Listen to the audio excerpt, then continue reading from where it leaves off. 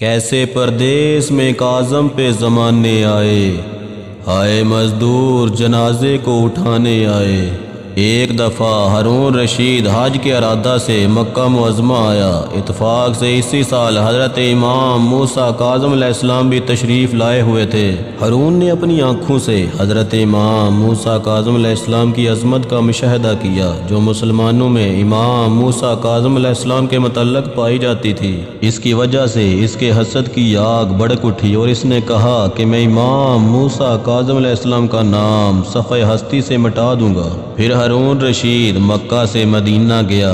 ایک دو دن قیام کے بعد کچھ لوگوں کو امام موسیٰ کاظم علیہ السلام کو گرفتار کرنے کے لیے روانہ کیا۔ جب یہ لوگ امام علیہ السلام کے مکان پر پہنچے تو معلوم ہوا کہ حضرت امام موسیٰ کاظم علیہ السلام اللہ کے رسول کے روضہ پر ہیں۔ ان لوگوں نے حضرت محمد مصطفیٰ صلی اللہ علیہ وآلہ وسلم کی عزت کا بھی خیال نہ کیا۔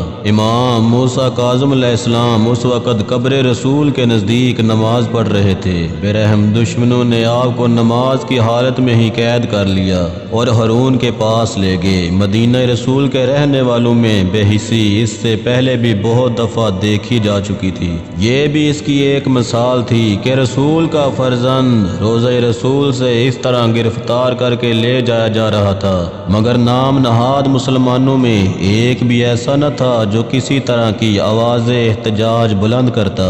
ہارون رشید نے اس خوف سے کہ کوئی جماعت امام موسیٰ کاظم علیہ السلام کو رہا کرانے کی کوشش نہ کرے، دو محمل تیار کروائے۔ ایک میں امام موسیٰ کاظم علیہ السلام کو سوار کرایا اور اس کو ایک بہت بڑی فوجی جمعیت کے حلقہ میں بصرہ روانہ کیا، اور دوسرا محمل جو حالی تھا اسے بھی اتنی ہی فوج کی حفاظت میں بغداد روانہ کیا۔ مقصد یہ تھا کہ آپ علیہ السلام کی قید کی جگہ کو بھی مشکوک بنا دیا جائے اور کسی کو پتہ نہ چلے کہ امام موسیٰ کاظم علیہ السلام کس جگہ قید ہیں۔ جب ہارون رشید نے بصرہ میں امام موسیٰ کاظم علیہ السلام کو 1 سال قید رکھنے کے بعد عیسیٰ بن جعفر والی بصرہ کو لکھا کہ امام موسیٰ کاظم علیہ السلام کو قتل کر کے بادشاہ کو ان کے وجود سے سکون دے دے، تو والی بصرہ نے اپنے ہمدردوں سے مشورے کے بعد ہارون رشید کو لکھا کہ اے ہارون، امام موسیٰ کاظم علیہ السلام میں نے اس 1 سال کے اندر کوئی برائی نہیں دیکھی۔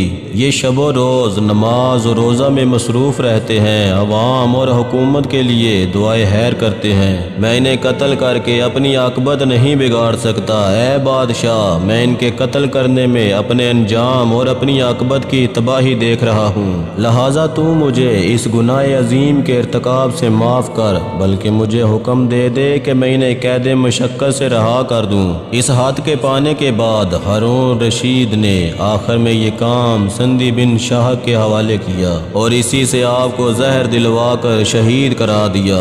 جب آپ کو کھانے یا خرمے میں زہر دیا گیا تو آپ 3 روز تک تڑپتے رہے، یہاں تک کہ حالق حقیقی سے جا ملے۔